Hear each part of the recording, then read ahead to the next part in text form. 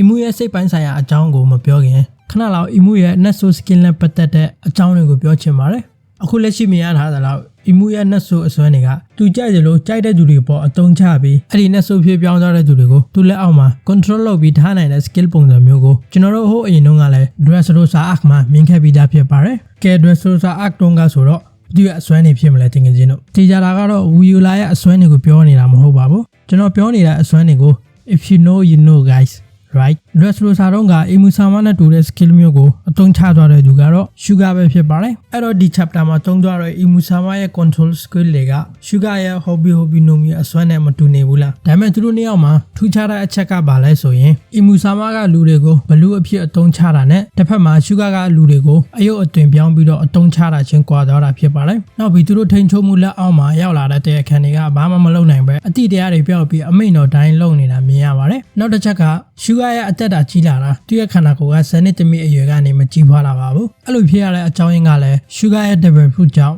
side effect အနေနဲ့ eternal youth လို့ခေါ်တဲ့ထာဝရနုပြိုခြင်းဆိုတဲ့အစွမ်းကိုရထားတာဖြစ်ပါတယ်တစ်ဖက်မှာ Imu Sama ကလွန်ခဲ့တဲ့နှစ်800အရှိတုန်းကယခုလက်ရှိလောပိုင်ဆိုင်ထားတဲ့ Ope no Mi ခေါ်တဲ့ double fruit ကိုအသုံးချပြီး immortal လို့ခေါ်တဲ့ဘာမှမသိနိုင်တဲ့အစွမ်းကိုရထားတဲ့သူဖြစ်တဲ့အတွက်ကြောင့်သူတို့ရဲ့ double fruit အစွမ်းတွေကို limitless အသုံးပြုနိုင်တာလည်းဖြစ်ပါတယ်အဲကြောင့်လည်းအရာဝတ္ထုတွေနဲ့သက်ရှိတွေကိုစိတ်ကြိုက် control လုပ်နိုင်တာပေါ့ဒါပေမဲ့သူတို့ရဲ့ double fruit downside ကတုံးတဲ့သူရဲ့ life span ကိုပိတ်ဆက်ရတယ်ဆိုရင်တာမန်လူတွေအတွက်တော့နှစ်ဖက်ချွန်သားလိုအနေရရှိပေမဲ့ Imu Sama အတွက်တော့စင်ကိုချင်ကြိုက်တယ်လို့မျိုးဘာမှမထူးဆန်းပါဘူးဘာလို့လဲဆိုတော့သူက immortal ဖြစ်နေလို့လေအဲကြောင့်လဲ Doflamingo က Imu Sama ကို Manager ရဲ့ treasure ဆိုပြီးတွယ်ဝိုက်ပြီးတော့ပြောထားတာနေမှာတကယ်ကျွန်တော်ရောဘယ်လိုထင်ကြလဲ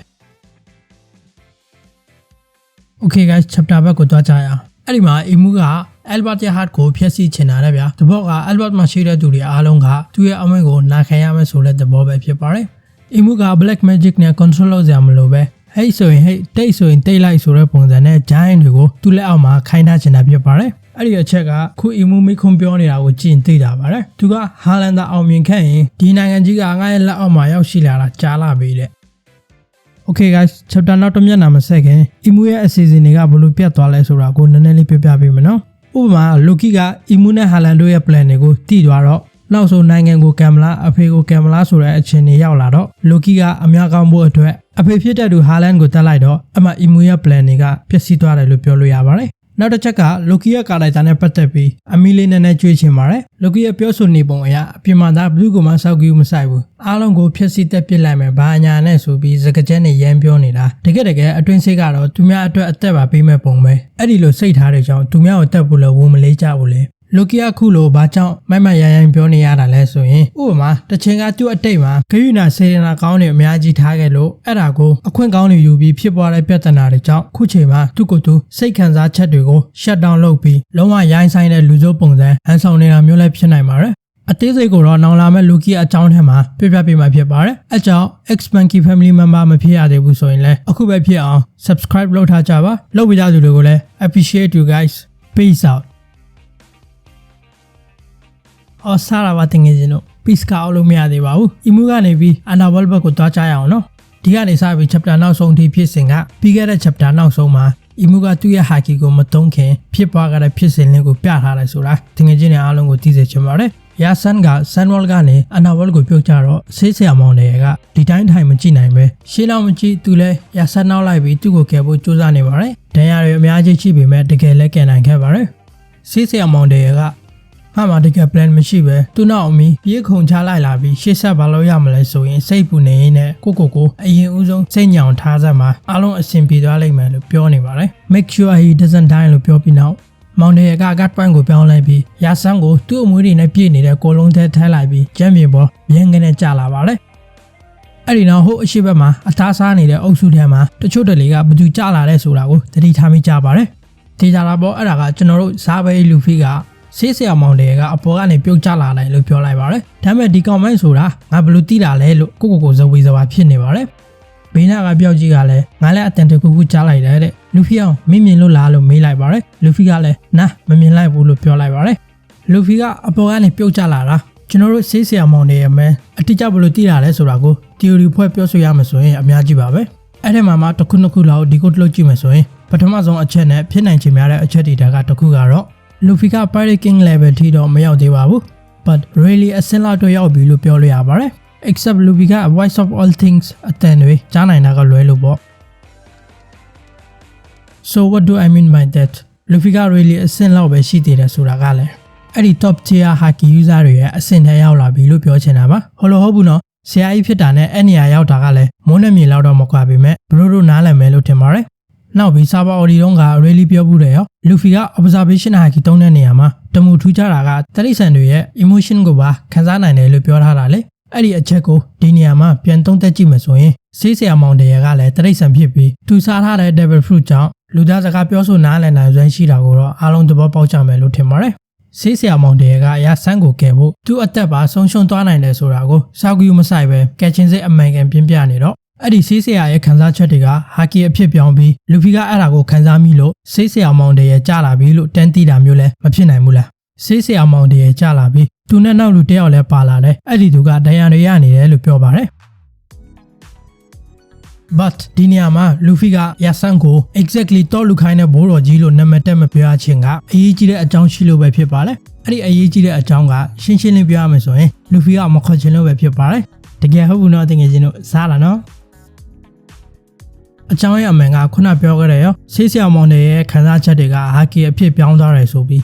One Piece Universe မှာကဟာကီရဲ့ concept တွေရှိတာတော့တကယ်ချင်းတွေအားလုံးသိပြီးသားဖြစ်မှာပါဟာကီကိုလူတော်တော်များများကပါဝါအတွက်ပဲသုံးတယ်လို့နားလည်ကြပေမဲ့အမှန်တကယ်တော့ပါဝါတွေအတွက်ပဲမဟုတ်ပါဘူးကျန်တဲ့နေရာတွေမှာလည်းအများကြီးချက်တွေအသုံးပြုထားပါတယ်။ Oda Sensei ကဘယ်လောက်ထိချက်တွေအသုံးပြုထားလဲဆိုရင်တကယ်ချင်းတို့လည်းအံ့ဩမိကြမှာပါ။ One Piece မှာဟာကီက Oda Sensei ရွေးချယ်ထားတဲ့သူတွေစီမှာပဲရှိတာမဟုတ်ပါဘူး။ One Piece Universe မှာရှိတဲ့အရာအားလုံးထဲမှာဟာကီရှိတယ်တဲ့။တူတူပါပဲဖြစ်နေပါစေ။တက်ရှိမကလို့တက်မဲ့ပဲဖြစ်နေပါစေ။ဟာကီကိုစီရှိကြတယ်လို့ပြောထားပါတယ်။အဲ့ဒါကြောင့်ခုနကပြောခဲ့တဲ့ဆေးဆရာမောင်တွေရဲ့ခံစားချက်တွေကဟာကီအဖြစ်ပြောင်းသွားပြီးလူဖီက sense လုံးနိုင်တာလို့ပြောတာပါဒုတိယတစ်ချက်ကဆေးဆရာမောင်တွေရဲ့ပြင်းပြစိတ်ကြောင့်မဟုတ်ဘူးဆိုရင် One Piece Universe မှာရှိတဲ့အရာအားလုံးမှာပါတဲ့ဟာကီကိုအခြေခံပြီးတော့နောက်တစ်မျိုးစဉ်းစားလို့ရပါတယ်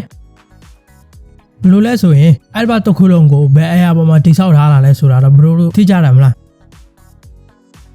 မသိသေးတဲ့သူတွေလည်းမှတ်ထားကြပါဗျာတစ်ပင်ပေါ်မှာတိဆောက်ထားတာဖြစ်ပါတယ်အဲ့ဒီအပင်ကိုဘယ်လိုခေါ်လဲဆိုရင် Adam Tree လို့လည်းခေါ်ပါတယ်နှစ်ပေါင်းရာနဲ့ချီကြာပြီးအသက်ရှင်နေတဲ့အပင်လည်းဖြစ်ပါတယ်တေချာလေးနားထောင်ကြည့်နော်အဲ့အပင်ရဲ့ဟာကီက Going Merry လို့တယ်လို့မျိုးဝိညာဉ်ခန္ဓာကိုဖန်ဆင်းထားပြီးကြားချင်တဲ့လူကြားကွာသူပြောစရာရှိတာပြောမှာပဲဆိုပြီးပြောလိုက်ပြီးနောက်ဖြစ်ချင်တော့ Luffy က Voice of All Things အတန်ကိုကြားနိုင်တဲ့စွမ်းရည်ရှိနေတော့အဲ့ဒီအတန်ကနေတစ်ဆင့် Luffy ကဘယ်သူဘဝကြားလာလဲဆိုတာကိုသိပြီးတော့ပြောတာမျိုးလည်းဖြစ်နိုင်ပါတယ်တနည်းအားဖြင့်အဲ့အပင်ရဲ့ဝိညာဉ်ခန္ဓာကိုယ်ကိုအပင်ဆောင်နဲ့လို့လည်းပြောလို့ရပါတယ် Well bro တို့ရောဘယ်လိုထင်ကြလဲဗျ comment box မှာ Luffy ကဘယ်လိုသိတာလဲဆိုတာနဲ့ပတ်သက်ပြီးတော့ bro တို့ရဲ့ POV လေးတွေ share လုပ်ရတယ်နော်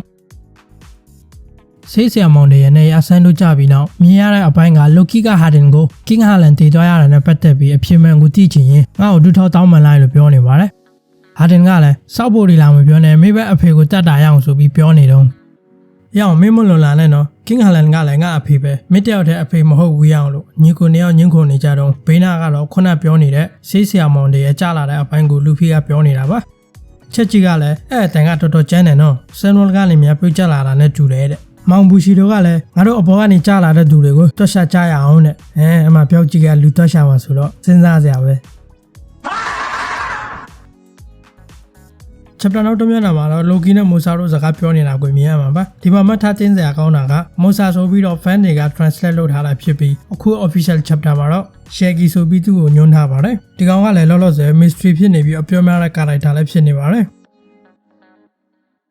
Well အမShaggy ကဖုန်းဆက်လာတော့ Loki ကလည်းငါအခုစကားပြောဖို့မအားသေးဘူးနောက်ပြကြရင်ဖုန်းခေါ်ခဲ့မယ်ဆိုတော့ Shaggy ကလည်း Don't worry အချိန်သိမ့်မယူဘူးတဲ့အမေရိကန်ပြောရရင်ငါလည်း busy ဖြစ်နေလို့စကားတစ်ခွန်းတော့ပြောချင်တာဆိုတော့ Loki ကလည်းအေးပြီးရောမင်းအတန်တာမကျဲစီနဲ့တဲ့ငါမင်းကိုအစောပိုင်းကတည်းကအတိမပေးလိုက်ရပေမဲ့ရှေ့ဆက်ပြီးမင်းနဲ့ငါနဲ့အချိန်တိုင်းတာတစ်ခုထိဆက်သွယ်လို့ရမယ်လို့ငါမထင်ဘူးတဲ့ Loki ကလည်းမင်းဘာတွေပြောနေရလဲတဲ့အစတော့ငါကြောက်လန့်ခဲ့ပြီမဲ့မင်းနဲ့ငါစကားပြောလာတာကြာလာပြီးရင်းနှီးသွားပြီးတဲ့နောက်မှာငါတို့စကားဝိုင်းကငါအတွက်ရင်ဖွင့်တတ်တာရအများကြီးရစေခဲ့တယ်အဲကြောင့်မင်းကိုကျေးဇူးအများကြီးတင်ကြောင်းသိစေချင်တယ်ဆိုတော့ဟေးဘာဖြစ်နေရလဲမင်းနောက်ထပ် coin တွေတက်လာပြီးလုံးအောင်မပြောနဲ့တော့တဲ့မင်းဘာမှလဲလို့ Loki ကမင်းနဲ့ Shaggy ကစိတ်ပူစရာမလိုပါဘူးနော်နောက်ပြီးအရာအတွက်လည်းကျေးဇူးအများကြီးတင်ပါတယ်နော်လို့ပြောပြီးဖုန်းချလိုက်ပါတယ် Loki ကလည်း Shaggy လို့သူ့နာမည်အောင်ခေါ်ပြီးစိတ်ပူနေပါတယ် ရှက်ဂီခေါ်မူဆာရဲ့အတိဘက်ကဂျပန်လို့ဆိုရင်အမွေများတဲ့သူဒါမှမဟုတ်မုတ်စိတ်မွေးထူတဲ့သူတွေဗျာမူဆာကလည်းလူကီရဲ့အလို့ဝတ်ထားတဲ့တငယ်ချင်းတစ်ယောက်ဖြစ်ပါတယ်ဟိုးရှိတုန်းကပေါ့ဗျာဘလို့နဲ့ဘလို့အတိအကျပြောမထားပေမဲ့လူကီကမူဆာရဲ့ဒွန်ဒန်မူရှိကိုပိုင်ဆိုင်ထားခဲ့ပါတယ်တဲ့အဲ့ချိန်ကစပြီးသူတို့နှစ်ယောက်လူချင်းမတွေ့ထားပေမဲ့ဖုန်းကနေပြီးအလာပါတလာပါပြောရင်းနဲ့သူတို့နှစ်ယောက်ကမိတ်ဆွေကောင်းတွေဖြစ်လာကြပါတယ်အဲ့မှာရှယ်ဂီခေါ်မူဆာရဲ့ background ကိုရှာကြည့်တော့သူ့ရဲ့ဘဝကလည်း trauma တွေနဲ့ပြည့်နေနေပြီးတယောက်ဘဝအကြောင်းတယောက်ကိုစီ share လုပ်ရင်းနဲ့သူတို့တွေရဲ့ဘဝအဖြစ်အပျက်တွေကတူနေလို့တယောက်ပေါ်တယောက်ပို့ပြီးတင်ရောစင်တွေရှိလာခဲ့ကြပါတယ်ပြီးခဲ့တဲ့ chapter တုန်းမှာမူဆာကလူကီကိုဖုန်းခေါ်ပြောဆိုတဲ့အချိန်လူကီက Albert ကိုဘယ်လိုဖျက်ဆီး glass စားချေမဲ့ဘာညာပြောနေတော့အကလို့ဒါမူဆာကလူကီနေရာမှာရှိရင်ခုလို revenge မယူဘဲနဲ့စိတ်အေးထားခိုင်းပြီးပြန်စဉ်းစားစေချင်တယ်လို့လည်းပြောထားပါတယ်ဒီနေ့ရောက်စကားပြောဆိုပုံကိုဂျပန်ဘာသာနဲ့တိုက်ရိုက်ဖက်ရင်ယောက်ျားနဲ့မိန်းကလေးစကားပြောနေတယ်လို့ဖက်တဲ့ပြီးတော့ဒန်ဒန်မူရှိကိုကြည့်ရင်လည်းမျက်ခုံးမိုးတွေရှည်ပြီးကော့နေတာလည်းမြင်ရပါတယ်မျက်ခုံးမိုးအတူတက်ထားတယ်လို့ပေါ့ဗျာအဲ့တော့မိန်းကလေးဖြစ်မလားလို့ထင်လဲအိုရာဆန်စီကစကလုံးတွေနဲ့ကိန်းကနန်းတွေကိုအမြဲကစားလေးရှိတယ်ဆိုတော့နာမည်ရ face value အရဆိုရင်ယောက်ျားလေးဖြစ်ဖို့တည်ကြပါတယ် but ဂျပန်ခန်းကြီးနဲ့စကားပြောဆိုပုံကိုကြည့်ရင်ကြတော့လဲမိန်းကလေးဖြစ်နေပါတယ်ဗျာX-Monkey Theory အရရှယ်ဂီခေါ်မူဆာက Holy Land မှာရှိနေလို့ခဏအဆက်အသွယ်ပြထားတာလားပေါ့အားလုံးသိတဲ့အတိုင်း Mary Jo ခေါ် Holy Land မှာလည်းပြဿနာတွေတက်နေတယ်လို့ပြောထားတယ်လေအဲ့ဒါကိုကြည့်ပြီးအီမူကလည်းအဲ့လူတွေကိုပြစ်ထားပြီး Albert ကိုတကူတကကြွလာပြီး Giant တွေကိုမရရတဲ့နည်းနဲ့သူ့ဘက်ပါအောင် control လုပ်နေပါတယ်အီမူအတွက် Giant တွေကဘလောက်အရေးပါတယ်လဲဆိုရင်အဲ့မှာပဲရှိုးကြည့်လိုက်ဗျာမေဒီဂျာမှာပြဿနာဖြစ်နေလို့ရှယ်ဂီကထွက်ပြေးရတဲ့ထဲပါတာလားဒါမှမဟုတ် Holy Night အုပ်စုထဲပါတာလားဆိုတဲ့ view point တွေကစဉ်းစားလေပုံများလာလေဆိုတော့ရှယ်ဂီကိုဒီမှာခဏထားပြီးရှေ့ဆက်ရအောင်ဗျာ chapter အတစ်ထွက်ပြီးသူနဲ့ပတ်သက်တာရှိရင်အသေးစိတ်ပြန်ဆက်ပြောပြမယ်ဗျာ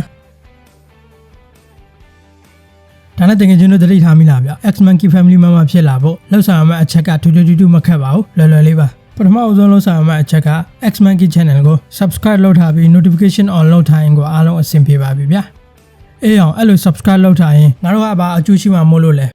ဲဟုတ်ကဲ့ပါတကယ်ချင်းတို့ရရှိမဲ့အကျိုးကျေးဇူးအများတွေကအပတ်စဉ်တင်ဆက်မဲ့ content လေးတွေနဲ့ chapter review အပါအဝင်တကယ်ချင်းတို့သိချင်တဲ့အကြောင်းနဲ့ပတ်သက်ပြီး like များတဲ့သူရဲ့အကြောင်းကိုဗီဒီယိုနဲ့ရှင်းပြအသိပေးမှာဖြစ်ပါတယ်အဲ့တော့တကယ်ချင်းတို့လည်း happy ဖြစ်တယ်လို့ကျွန်တော်လည်းအဆောင်ကရတော့ပေါ့ဗျာစားတာပါတကယ်ချင်းတို့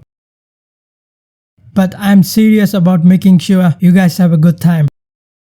also subscribe လုပ်ပြီးသား member အားလုံးကိုလည်း I appreciate all of your helpလူကီနဲ့မူဆာတို့ဖုံးပြောနေတာကို God ကမြင်လိုက်တော့ဟိုကောင်ကလည်းဘာကြည့်နေတာလဲလို့စိတ်ရှုပ်နေတဲ့ကြားထဲကထအောင်လိုက်ပါတယ်